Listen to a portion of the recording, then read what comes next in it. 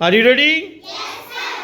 चिड़िया का गीत स्टार्ट। सबसे पहले मेरे घर का अंडे जैसा था, तब मैं यही समझती थी बस इतना सा ही है संसार।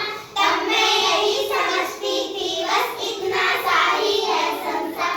अपने जब घर बना घोंसला सूखे तिनकों से तैयार।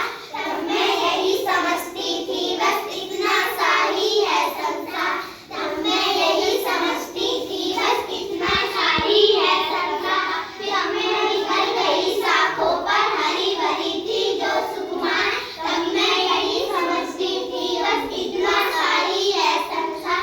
तब मैं यही समझती थी बस इतना सा ही है संसार। आखिर जब मैं आसमान में उड़ी दूर तक पंख पसारे, तभी समझ में मेरी आया बहुत बड़ा है यह संसार। गुड।